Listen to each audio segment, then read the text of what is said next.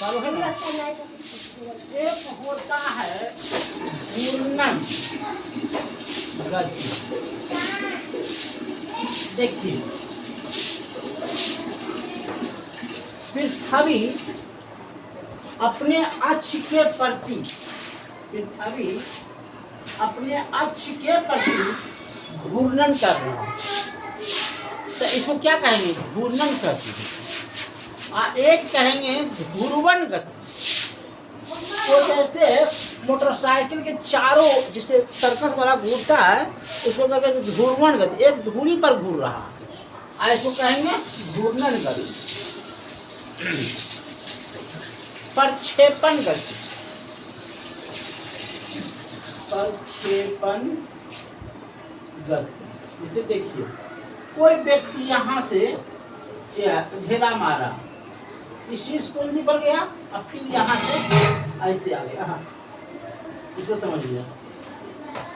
कोई ढेला यहाँ से चला गया, ऐसे आ गया, तो यहाँ से यहाँ तक की जो दूरी बनी उसको बोलते हैं थीटा। यहाँ पर जो है हाईएस्ट ऊंचाई हो गया। अब यहाँ से हो गया क्या? हाईएस्ट ऊंचाई 1, और यहाँ से माइनस, इधर प्लस, इधर से हमेशा प्लस गया और इधर से हमेशा माइनस गया, ये थीटा कहना है। यहाँ 90 डिग्री का कोण बना, इधर 90 डिग्री का कोण बना।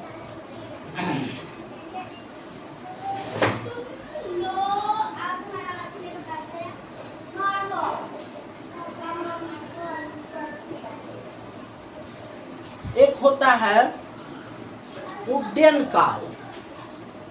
उड्डयन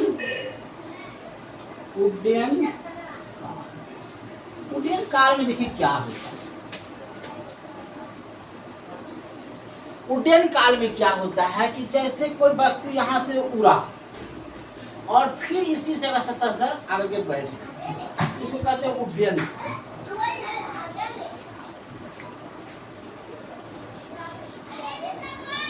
इसका एक फार्मूला होता है जो याद रखिएगा, टी माने समय, और होता है 2u साइन थीटा बटा जी। अब देखिए इसमें क्या हो गया?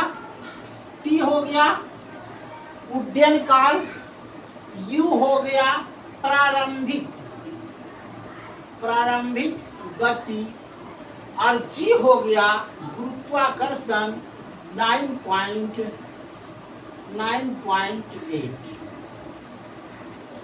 पृथ्वी पर गुरुत्वाकर्षण कितना है?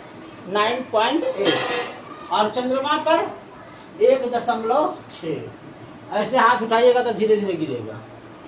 तो कहे का मतलब हुआ कि उड्डयन काल जो होता है 2u साइन थीटा बाई जी होता है। इसको याद रखिएगा।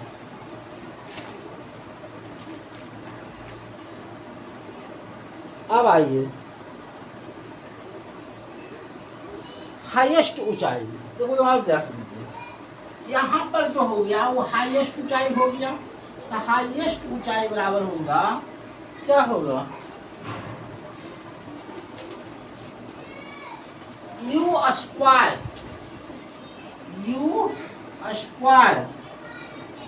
साइन स्क्वायर थीटा बटा 2g। इसे देखिए क्या हुआ, यहाँ से वेग जो गया ऊपर प्लस हो गया तो यू हो गया। अब यहाँ से वेग आएगा नीचे तो ये माइनस हो गया, तो यू हो गया, क्या हो गया? यू स्क्वायर हो गया। अब दोनों थीटा, एक थीटा एक थीटा, तो साइन स्क्वायर थीटा, और यहाँ से गुरुत्वाकर्षण एक तरफ से बढ़ा और एक तरफ से घटा, और 2g थीटा।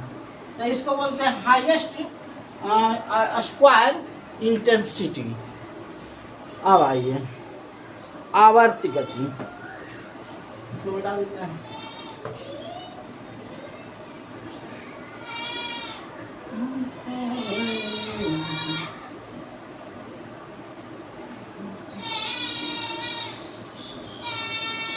आवर्त गति किसको कहते हैं? आवर्त गति।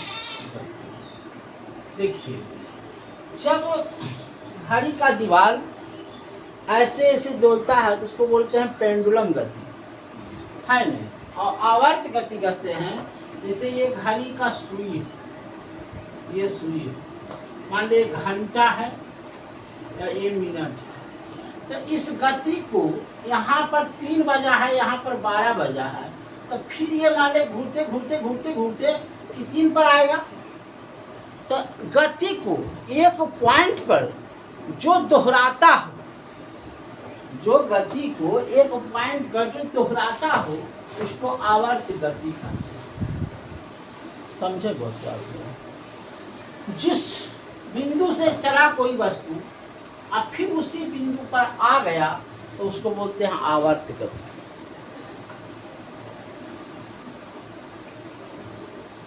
अब बोलिए सरल आवर्त गति।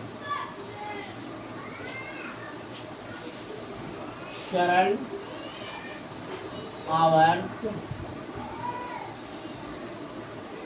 गति। सरल आवर्त गति क्या है? जब कोई पिंड एक गति से दूसरे गति में सरल लोलक की तरह चलता हो तो उसे सरल गति कहते हैं। अब आइए जड़त्व का प्रथम नियम। जड़त्व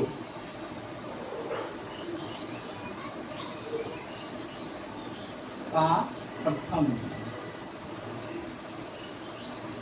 या इसको कहते हैं न्यूटन का प्रथम नियम।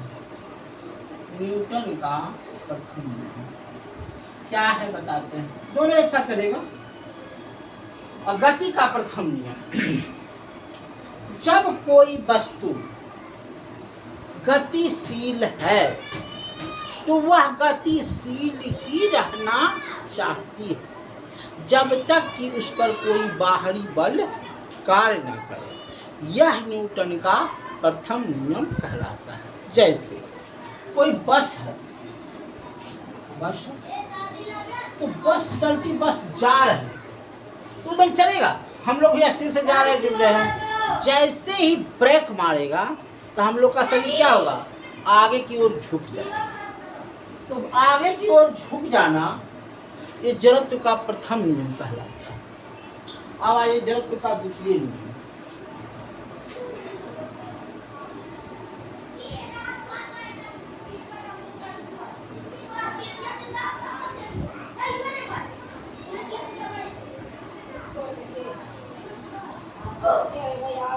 इसमें क्या है जरा समझिएगा।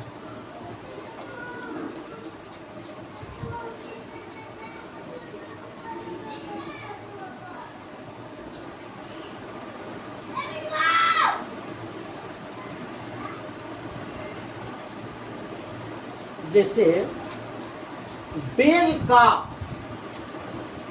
कोई वेग वस्तु है, वेग जैसे अब गुणे द्रव्यमान बराबर त्वरण कहलाता है।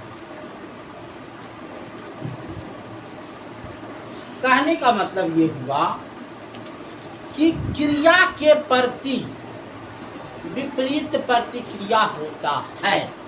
कहो कैसे, बता दो। एक राइफल है और उसमें गोली हम चला रहे हैं किसी को मारने के लिए, तो जैसे ही गोली चलाएंगे तो गोली तो आगे भागेगा, लेकिन राइफल जो है पीछे भी धक्का देगा।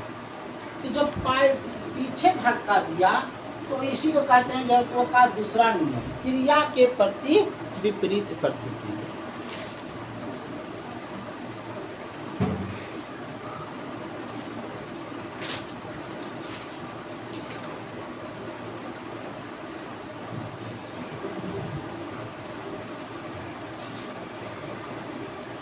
अब जैसे देखिए कोई खिलाड़ी है और गेंद आ रहा है, तो गेंद को पकड़ेगा तो क्या करेगा, हाथ को पीछे कर लेगा।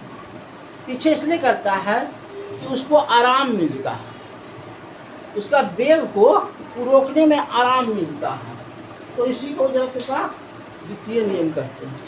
अब आइए जड़त्व का तीसरा नियम।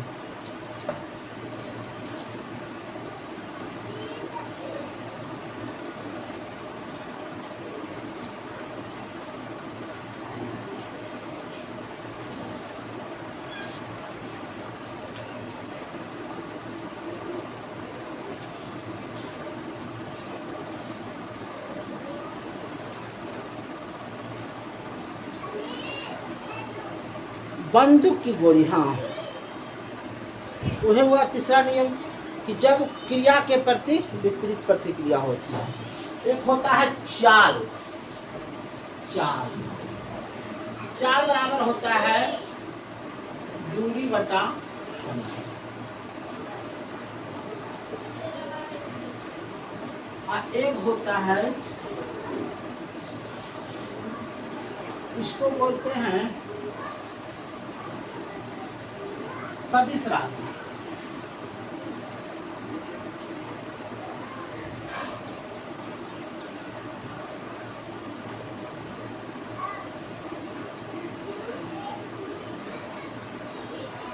अब वेग बराबर होता है विस्थापन बटा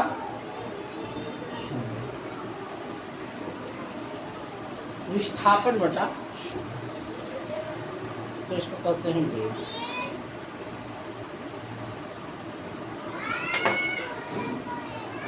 तो आज तक इतना ही है ना, आगे से कल बता देंगे।